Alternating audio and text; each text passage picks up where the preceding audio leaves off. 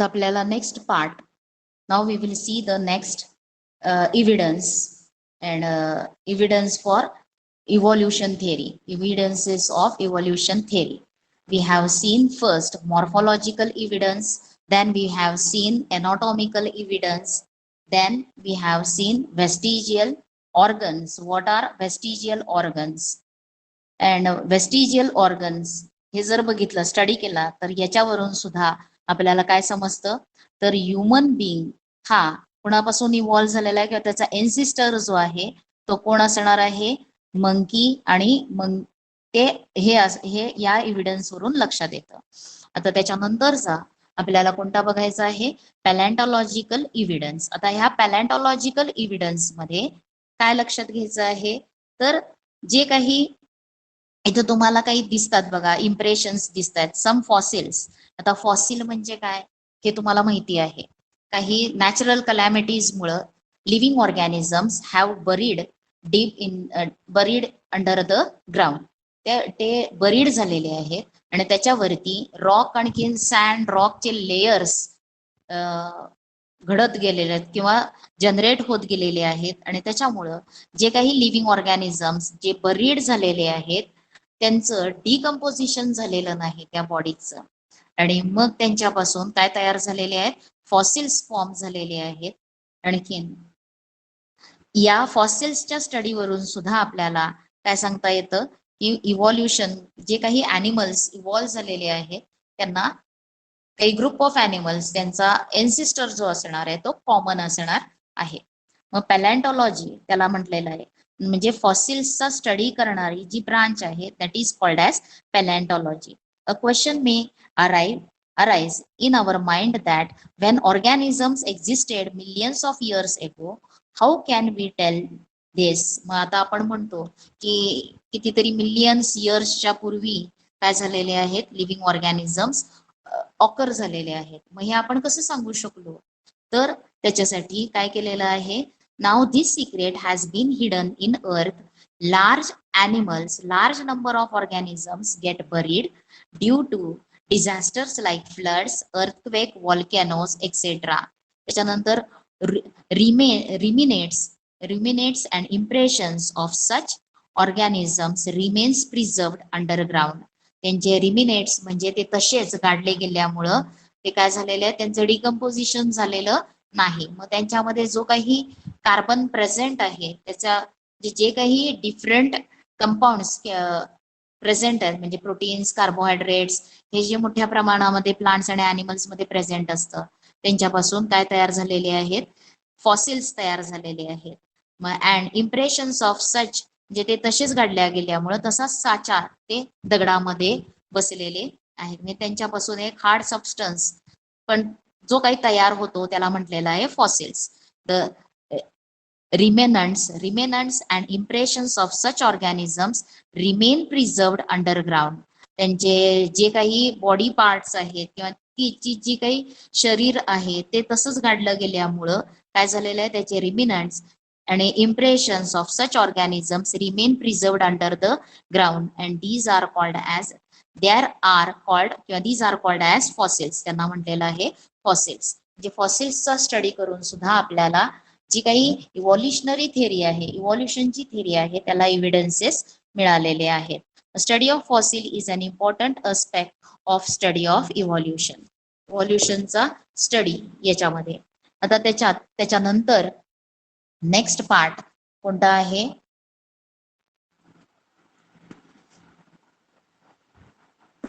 बघा, carbon consumption of animal and plants stop after death, and since then only the decaying process of carbon-14 occurs continuously.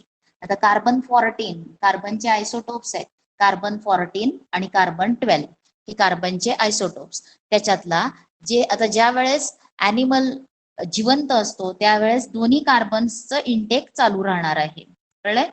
पण ज्या वेळेस तो डाय होणार आहे त्यावेळेस आता त्याचं डिकम्पोजिशन नाही होणार म्हटल्यानंतर आहे तसंच कार्बन राहिला पाहिजे होता. कार्बन-12 जेवढा राहणार आहे त्याच प्रमाणामध्ये कार्बन-14 पण राहायला पाहिजे होता.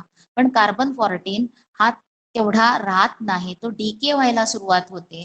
कारण कार्बन 14 हा कोणता इलेमेंट आहे, रेडिओ ऍक्टिव्ह आयसोटोप आहे, तो रेडिओ ऍक्टिव्ह आहे.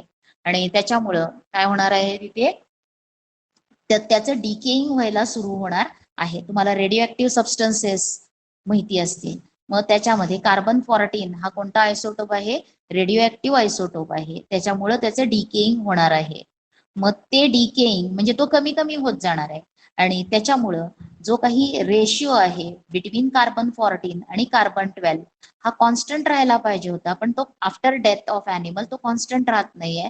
तर तो काय होतो, कमी होतोय, तो कंटिन्युअसली चेंज होतो. आणखीन changes continuously as not carbon 14, decaying process of carbon 14. हा, carbon 14 is a radio substance आणि कार्बन 12 काय आहे, नॉन रेडिओ सबस्टन्स. लक्षात घ्या, कार्बन 14 हा रेडिओ आहे म्हणून त्याचे डिकेइंग होणार आहे, पण कार्बन 12 हा नॉन रेडिओ इलेमेंट आहे, तो तसाच राहणार आहे. त्याच्यानंतर the time passes since the death of the plant and animal can be calculated by measuring the radio of carbon 14 and the ratio of carbon 14 to carbon 12 present in there bodies. आता आपल्याला प्रत्येक radio element जो आहे त्याचं decaying होत असतं, म्हणजे त्यातला एक हाफ लाईफ पिरियड असतो, तो कॅल्क्युलेट असतो, माहिती असतो.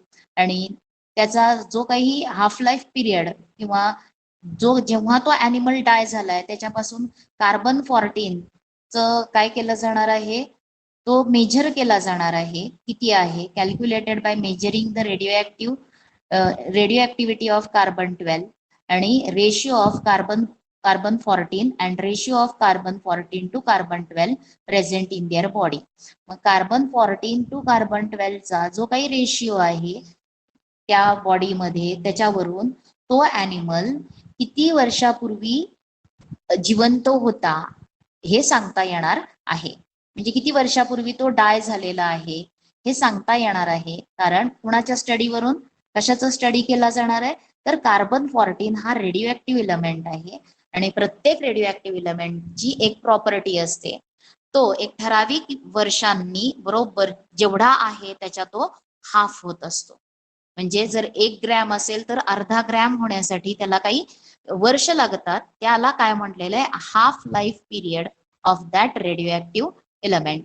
मग तसं ह्या रेडिओ आयसोटोपचं कार्बन 14 हा रेडिओ आहे, त्याचा हाफ लाईफ पिरियड जर माहिती झाल्यावरती आणि त्याचबरोबर कार्बन 14चं कार्बन 12 बरोबर असलेला रेशिओ जर आपण घेतला तर तो लिव्हिंग ऑर्गॅनिझम हा किती वर्षापूर्वी जिवंत होता हे सांगता येतं. जे काही त्या ॲनिमल्सचं फॉसिल मिळालेलं आहे त्या फॉसिल वरून काय केलं जाणार आहे, कार्बन 14 टू कार्बन 12 चा रेशिओ काढता येणार आहे. आणि कार्बन 14 चा हाफ लाईफ पिरियड आपल्याला माहिती असतो तो सायंटिस्टना. आणि तो केमिस्ट्रीमध्ये तुम्हाला नंतर डीप पुढे लक्षात कळेल. आणि त्याच्यावरून जो काही आपण ते सांगू शकतो आपण की तो ऑर्गॅनिझम किती वर्षापूर्वी जिवंत होता. आणि त्याला काय म्हटलेलं आहे, त्या टेक्निकला म्हटलेलं आहे carbon dating. Carbon dating, this is carbon dating method. म्हणजे जे काही आपल्याला फॉसिल मिळणार आहे, मग त्या फॉसिलचा ॲनिमल किती वर्षापूर्वी जिवंत होता हे आपल्याला त्या फॉसिलच्या मध्ये प्रेझेंट असलेल्या कार्बन 14 टू कार्बन 12 चा रेशिओ आणि त्याचबरोबर कार्बन 14 याचं मेजर किती आहे, तो किती झालेला आहे, किती आहे, याच्यावरून काय सांगता येणार आहे, तो ॲनिमल किती वर्षापूर्वी जिवंत होता हे सांगता येणार आहे. त्याला काय म्हटलेलं आहे, कार्बन डेटिंग. आता it is used in palaeontology and anthropology. Palaeontology आणखीन कार्बन डेटिंगचा use. It is used in palaeontology and anthropology for determining the age of human fossils and manuscripts. Once the age of fossil being determined by such technique, it becomes easy to deduce the information about the other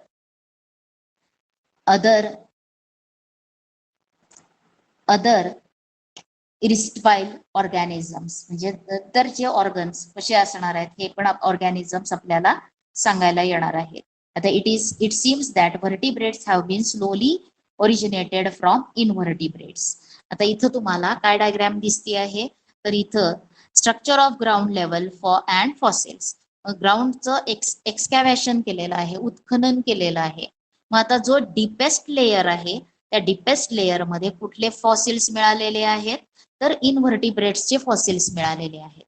त्याच्यानंतर त्याच्यावरच्या layer मध्ये कुणाचे fossils मिळालेले आहेत, तर हे तुम्हाला इथं फिश दिसतात, म्हणजे पीसेस म्हणजे काय, फिश असणार आहेत. ॲनिमल, ॲक्वॅटिक ॲनिमल्सचे दिसतात. त्याच्यानंतर तुम्हाला इथं काय आहेत, रेप्टाइल्स, ॲम्फिबियन्स यांचे फॉसिल्स दिसणार आहेत. त्याच्या वरच्या लेयर मध्ये रेप्टाइल्स जे आहेत त्यांचे दिसणार आहेत.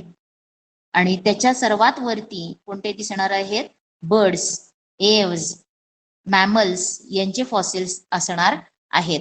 म्हणजे जो अप्पर लेयर आहे ग्राउंडचा त्याच्यावरती त्याच्यावरती आपल्याला कोणाचे फॉसिल्स दिसतात, मॅमल्सचे दिसतात, बर्ड्सचे दिसतात. याचा अर्थ काय, तर सर्वात पहिल्यांदा अर्थ वरती इनव्हर्टिब्रेट एक्झिस्ट झाले. त्याच्यानंतर त्यांच्यामध्ये ग्रॅज्युअल चेंजेस होऊन त्यांच्यापासून मल्टीसेल्युलर असलेले ॲक्वॅटिक ॲनिमल्स नंतर ॲम्फिबियन्स नंतर रेप्टाइल्स फॉर्म झाले. आणि रेप्टाइल्स नंतर कोणते असणार आहेत, मॅमल्स, बर्ड्स आणखीन मॅमल्स. बर्ड्सलाच काय म्हणलेलं आहे, Aves. Birds and mammals form झालेले आहेत. लक्षात आलंय. मग आता हे जो स्टडी आहे त्याच्यावरून पहिले 3 लेयर्स जे आहेत त्यांना काय म्हणलेलं आहे, पेलाझोइक इरा. इट इज कॉल्ड ॲज पेलाझोइक इरा. खूप पूर्वीचे असणार आहेत. इथं हा एकदम प्राचीन, त्याच्यानंतर त्याच्यानंतर ह्या लेयर, म्हणजे हा जो होता कालावधी त्याला काय म्हटलेला आहे, मेसोझोइक इरा. आणि सर्वात वरचा जो आहे त्यावेळेसच्या इराला काय म्हटलेलं आहे, सेनोझोइक इरा. हे आपल्याला माहिती असायला पाहिजे. म्हणजे याच्यावरून पण काय करणार आहे, त्याच्या फॉसिल्सचा स्टडी केल्यावरती सुद्धा तो ऑर्गॅनिझम म्हणजे त्यांचा एन्सिस्टर जे असणार आहेत ते तो केव्हा एक्झिस्ट होता हे कळणार आहे कार्बन डेटिंगच्या वरून. मग इथं तुम्हाला व्हॉट इज कार्बन डेटिंग असा क्वेश्चन विचारतील. कार्बन 12 आणि कार्बन 14 मध्ये रेडिओ ऍक्टिव्ह कोणता आहे, मग कोणता आहे रेडिओ ऍक्टिव्ह, कार्बन 14. ज्या वेळेस ऑर्गॅनिझम डाय होणार आहे, आता हे कुठलं कुणाचं घेतलेलं आहे, तर the living organisms which have died किंवा died and get buried under the ground. ते बरीड झालेले आहेत. बरीड झाल्यावरती त्यांचं डिकम्पोजिशन झालेलं नाही, तर त्यांचं कन्व्हर्शन हार्ड मास मध्ये तयार झालेलं आहे आणि त्याला म्हटलेलं आहे फॉसिल. आणि ज्या वेळेस ते डाय होणार आहेत त्यावेळेस कुणाचं प्रमाण त्या बॉडी मधलं कमी होणार आहे, कार्बन 14चं प्रमाण. तो कार्बन 14 डीके व्हायला लागणार आहे, तो डीके होणार आहे. डीके किती प्रमाणात तो डीके झाला, आणखीन कार्बन 14चं कार्बन 12 बरोबर असलेला रेशिओ किती आहे हे जर मेजर केलं तर तुम्हाला तो ऑर्गॅनिझम केव्हा अस्तित्वात होता अर्थवरती हे कळणार आहे. त्याच्यानंतरच आहे कनेक्टिंग लिंक. आता त्याच्यामध्ये तुम्हाला इथं कार्बन डेटिंग मेथड काय आहे ते दिलंय. Carbon dating method is based upon the radio decay of naturally occurring carbon 14 and it is developed by Willard लिबे या सायंटिस्टनी सांगितलेलं आहे. काय आहे तर रेडिओ ऍक्टिव्ह इलेमेंट हा डीके होत असतो. म्हणजे त्यांचे का डीके होत असतो, रेडिओ ऍक्टिव्ह इलेमेंट मधून स्पॉन्टॅनियस रेडिएशन्स बाहेर पडत असतात आणि ते बाहेर झाल्यावरती त्याचा जो काही न्यूक्लियस आहे तो कमी कमी व्हायला लागतो. म्हणजे तो अमाऊंट त्याची कमी होणार आहे, तो डीके होत जाणार आहे. आणि त्याच्यातला कार्बन 14 हा naturally occurring radioactive element आहे आणि he has been awarded with Nobel prize इन 1960 for this invention. The age of materials determined by this method is published. आता एज जे आहे, जे काही पूर्वी असलेले ॲनिमल्स असतील, प्लांट्स असतील, ते किती वर्षापूर्वी हे अर्थवरती एक्झिस्ट होते हे सांगण्यासाठी त्याचा जर आपण फॉसिल घेतला तर त्या फॉसिलच्या मध्ये कार्बन 14चं कार्बन 12 बरोबरचा असलेला रेशिओ आणि कार्बन 14चा डिकेइंग पिरियड जर माहिती झाला तर आपल्याला तो किती वर्षापूर्वी जिवंत होता when was this organism was existing on earth, that we will able to tell. कशावरून? कार्बन डेटिंग मुळे. आणि नेक्स्ट इज कनेक्टिंग लिंक. आता इथं तुम्ही बघितलं पहिले इनव्हर्टिब्रेट्स, त्याच्यानंतर कोणते झालेले आहेत? व्हर्टिब्रेट्स तयार झालेले आहेत. म्हणजे पहिल्यांदा जो काही ऑर्गॅनिझम तयार झाले सुरुवातीचे ते इनव्हर्टिब्रेट होते, त्याच्यानंतर कोणते झालेले आहेत? व्हर्टिब्रेट्स. आता फिशेस पासून हे सगळे काय आहेत? व्हर्टिब्रेट्स आहेत. हे सगळे अॅनिमल्स व्हर्टिब्रेट्स आहेत आणि इथे इनव्हर्टिब्रेट्स आहेत. मग आता इथं तुम्ही जर एक्झाम बघितले काही ऑर्गॅनिझम्स, तर त्याच्यामध्ये डक बिल्ड प्लॅटिपस आहे, त्याच्यानंतर लंग फिश आहे, पेरिपेटस आहेत. आता हे जे ऑर्गॅनिझम्स आहेत ते ऑर्गॅनिझम्स त्यांचे कॅरेक्टर्स काय आहेत आणि ते कोणत्या, तुम्ही क्लासिफिकेशन ऑफ प्लांट्स 9th मध्ये बघितलं. आता तुम्हाला पुढे एक लेसन आहे क्लासिफिकेशन ऑफ ॲनिमल्स. मग त्यावेळेस तुम्हाला इनव्हर्टिब्रेट्स, व्हर्टिब्रेट्स आणि व्हर्टिब्रेट्स मध्ये काय आहेत? रेप्टाइल्स आहेत, एम्फिबियन्स आहेत, फिशेस येतात, त्याच्यानंतर बर्ड्स असतात आणि मॅमल्स. हे सगळे व्हर्टिब्रेट्स मध्ये तुम्ही स्टडी करणार आहात. आणि इनव्हर्टिब्रेट्सचे पण भरपूर फायलम्स आहेत. ऑर्थ्रोपोडा आहे, ॲनिलिडा आहे, प्लॅटीहेल्मिंथस आहे, सिलेंटोरेटा, हे वेगवेगळे तुम्ही त्याच्यामध्ये बघणार आहात. मग आता हे जे ऑर्गॅनिझम्स आहेत, हे ऑर्गॅनिझम्स हे कोणत्या दोन डिफरंट ग्रुपला कनेक्ट करणार आहेत, त्याला म्हटलेलं आहे कनेक्टिंग लिंक. त्या कनेक्टिंग लिंक साठी तुम्हाला शॉर्ट नोट विचारली जाते किंवा ट्रू ऑर फॉल्स मध्ये एखादं स्टेटमेंट विचारलं जातं किंवा फिल इन द ब्लँक मध्ये स्टेटमेंट विचारलं जातं. Duck billed platypus is connecting link between dash and dash, किंवा ट्रू ऑर फॉल्स मध्ये ते विचारलं जाईल. म्हणून हे लक्षात घ्यायचंय. आणि याच्यावरती शॉर्ट नोट तुम्हाला प्रत्येक इव्हिडन्स वरती शॉर्ट नोट विचारली जाते, विचारतील आणि त्या शॉर्ट नोट आपल्या पूर्ण असायला पाहिजे. The some plants and animals shows some morphological characters by which they can be related to two different groups. आता काही प्लांट्स आणि अॅनिमल्स यांच्यामध्ये जर आपण मॉर्फोलॉजिकल कॅरेक्टर्स म्हणजे त्यांचं बाह्य बघितलं, बाह्य visible features, external visible features जे आहेत ते जर बघितले तर त्यांच्यामध्ये आपल्याला रिलेशन्स दिसतं. मग आता ते रिलेशन्स जे आहेत दोन ग्रुपमध्ये, दोन डिफरंट ग्रुप्समध्ये रिलेशन दिसतं. Hence they are called as connecting link. म्हणजे आता कनेक्टिंग लिंकची डेफिनेशन काय आहे? तर some plants and animals show some morphological characters by which they can be related to two different groups, hence they are called as connecting link. आता connecting लिंकचे examples तुम्हाला इथं दिलेले आहेत. For example पेरिपॅटस.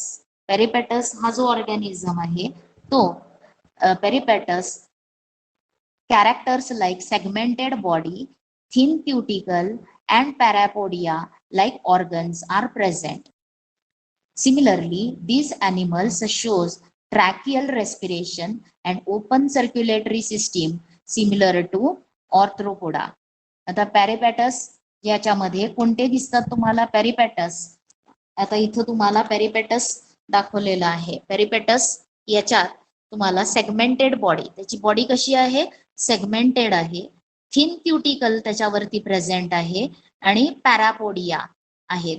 मग आता हे सेगमेंटेड, पॅरापोडिया आणि थिन क्युटिकल हे कॅरेक्टर कोणत्या ग्रुपचे आहेत? तर ॲनिलिडा या ग्रुपचे आहेत. कोणत्या ग्रुपचे आहेत? ॲनिलिडा या ग्रुपचे आहेत.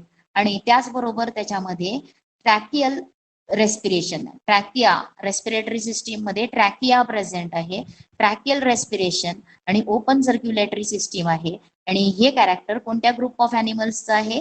तर ऑर्थ्रोपोडा. म्हणजे ॲनिलिडा आणि ऑर्थ्रोपोडा या दोन डिफरंट ग्रुप ऑफ ॲनिमल्सचा कनेक्टिंग लिंक कोणता आहे? Peripatus. Peripatus is connecting link between Annelida and Arthropoda. आता इथं तुम्हाला ॲनिलिडा लिहिलेलं नाहीये बघा. सेगमेंटेड बॉडी, थिन क्युटिकल तुम्ही पेन्सिलनं लिहून ठेवा. This characters are of which group of animals? Annelida. म्हणून Peripatus is connecting link between Annelida and Arthropoda. This indicates that, इथं तुम्हाला ते वाक्य दिलेलं आहे. This indicates that Peripatus is connecting link between Annelida and Arthropoda. ॲनिलिडाचे character कोणते आहेत? Segmented body, thin cuticle and parapodia. Parapodia म्हणजे भरपूर लेग्स असलेले. त्याच्यानंतर ऑर्थ्रोपोडाचे कॅरेक्टर्स कोणते आहेत? तर ऑर्थ्रोपोडाचे characters tracheal respiration and open circulatory system. हे कॅरेक्टर कोणत्या ग्रुप ऑफ अॅनिमल्सचे आहेत? ऑर्थ्रोपोडा. म्हणून Peripatus is connecting link between. हे स्टेटमेंट तुम्हाला true or false, filling the blanks, किंवा तुम्हाला डेफिनेशन शॉर्ट नोट लिहा म्हणून सांगितलं, किंवा define what is connecting link and give examples, मग त्यावेळेस हे आपल्याला लिहायला आले पाहिजे. हे पहिलं बघितलं. त्याच्यानंतर दुसरा सिमिलरली डक बिल्ड प्लॅटिपस. आता duck billed platypus lay eggs like reptiles. आता याच्यामध्ये हा जो ऑर्गॅनिझम आहे हा काय आहे? Duck billed platypus. आणि हा रेप्टाइल्स सारखे एग्स ले करणार आहे. रेप्टाइल्स सारखे तो काय करणार? रेप्टाइल्स काय करणार आहेत? यंग वन्स त्यांचे एग हॅच करून एग मधून येणार आहेत. म्हणून रेप्टाइल्स सारखा हा ह्या अंडी देणार आहे. Lay eggs like reptiles. कोण? Duck billed platypus lay eggs like reptiles but shows relationship between mammals due to presence of mammary glands and hairs. आता तो मॅमल्सला सुद्धा रिप्रेझेंट करतो, कारण का मॅमल्स ग्रुप मधल्या अॅनिमल्सचे कोणते कॅरेक्टर्स त्याच्यामध्ये आहेत?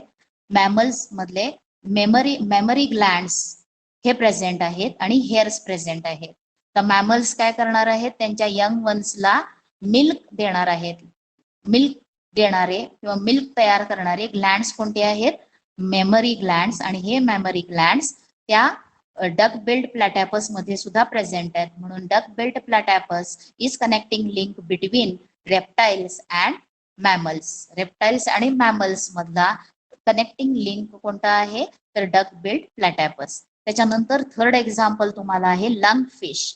आता lung fish performs respiration with lungs irrespective of being fish. आता फिशेस जे आहेत त्यांचं रेस्पिरेशन गिल्स मार्फत होत असतं, पण लंग फिश हा काय आहे? लंग्सनं रेस्पिरेशन होणार आहे. जे काय एक्सचेंज ऑफ गॅसेस आहे, ब्लड मध्ये ऑक्सिजन जाणं आणि ब्लड मधला कार्बन डायऑक्साईड बाहेर घेणं, हे जसं गिल्स मध्ये फिशेस मध्ये होत असतं, तसंच या लंग फिश मध्ये ते कुठं होणार आहे? लंग्स मध्ये होणार आहे. आणि दस these example indicate that mammals are evolved from reptiles and amphibians are evolved from fishes. Lungfish काय करणार आहे? तर हा काय करणार? लंगफिश जो आहे तो कुणामधला कनेक्टिंग लिंक आहे? तर फिश आणि अँफिबियन्स आणखीन फिश यांच्यामधला कनेक्टिंग लिंक कोण आहे? लंगफिश. लंगफिश यांचं रेस्पिरेशन हे लंग्स मार्फत होणार आहे. आणखीन त्याचबरोबर it is connecting link between काय असणार आहे? The exam. आता या दोन एक्झाम्पल्स वरून आपल्याला काय लक्षात येणार आहे? मॅमल्स जे आहेत ते मॅमल्स रेप्टाइल्स पासून आणि अँफिबियन्स पासून. Mammals are evolved from reptiles. Mammals जे आहेत ते कुणापासून इव्हॉल्व झालेले आहेत? रेप्टाइल्स पासून इव्हॉल्व झाले. त्याचं एक्झाम्पल आहे डक बिल्ड प्लॅटॅपस. आणि अँफिबियन्स जे आहेत ते अँफिबियन्स फिश पासून इव्हॉल्व झालेले आहेत आणि त्याचं एक्झाम्पल काय आहे? त्यांचा कनेक्टिंग लिंक काय आहे? Lung fish. कळलेलं आहे? Lung fish is connecting link between अँफिबियन्स and fishes. अँफिबियन्स कुणाला म्हणायचं आहे? The animals which live in water as well as on land. अँफिबियन्स. हे अँफिबियन्स आणि फिशेस हे टोटली ॲक्वॅटिक ॲनिमल्स आहेत आणि त्यांच्यामधला कनेक्टिंग लिंक कोणता आहे? Lung fish. त्याच्यानंतर मॅमल्स हे कुणापासून इव्हॉल्व झालेले आहेत? तर रेप्टाइल्स पासून इव्हॉल्व झालेत. अँफिबियन्स हे फिशेस पासून इव्हॉल्व झालेले आहेत. हे झालं कनेक्टिंग लिंक आणि त्याच्यावरती तुम्हाला त्याच्यानंतर पुढचा भाग इथं तुम्हाला काय? आता एम्ब्रिओलॉजिकल इव्हिडन्सेस. एम्ब्रिओलॉजिकल इव्हिडन्सेस म्हणजे काय? तर वेगवेगळ्या ऑर्गॅनिझम्सची त्यांच्या एम्ब्रिओची डेव्हलपमेंट इथं तुम्हाला दाखवलेली आहे. दिस इज द फर्स्ट स्टेज. आता टोटल इथं तुम्हाला 8 डिफरंट ऑर्गॅनिझम्सचे एम्ब्रिओलॉजिकल स्टेजेस दिलेले आहेत. मग पहिला आहे फिश, सॅलॅमेंडर, टॉर्टाइज, चिकन, पिग, काऊ, रॅबिट आणि मॅन. आता जर तुम्ही ह्या सगळ्यांच्या एम्ब्रिओची फर्स्ट स्टेज बघितली तर त्या फर्स्ट स्टेज आपल्याला भरपूरशी काय दिसते, सिमिलर दिसते. फर्स्ट स्टेज मध्ये सगळे एम्ब्रिओज हे कसे दिसतात आपल्याला, सिमिलर दिसतात. म्हणून आणि त्याच्यानंतर ही सेकंड स्टेज मध्ये थोडंफार डिफरन्सिएशन आणि third stage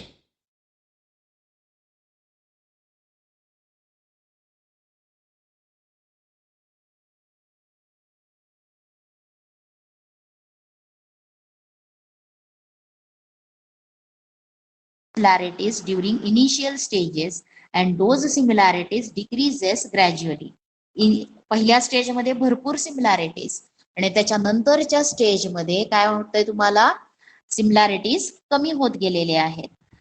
similarities in initial stage indicates that their common origin, किंवा ते जे काही सिमिलॅरिटीज दिसतात इनिशियल स्टेज याच्यावरून काय म्हणता येणार आहे, stage indicates that common origin of all these, किंवा त्यांचा त्या सगळ्या अॅनिमल्सचा ओरिजिन हा काय आहे, कॉमन आहे, किंवा त्यांचा एन्सिस्टर हा काय आहे, कॉमन आहे. स्टडी ऑफ एम्ब्रिओलॉजिकल इव्हिडन्स मध्ये काय येणार आहे, डिफरंट अॅनिमल्सच्या एम्ब्रिओजच्या डिफरंट स्टेजला स्टडी जर केलं तर इनिशियल स्टेजेस मध्ये मोर सिमिलॅरिटीज दिसणार आहेत and these similarities changes in further stages. This shows that these animals have origin from a common ancestor. हे लक्षात येतं. हे आहे डिफरंट इव्हिडन्सेस. आता त्याच्यानंतरच आहे Darwin's theory of natural selection. आता Darwin's theory of natural selection आणि त्याचबरोबर पुढचा जो पार्ट आहे तो that we will see in the next period.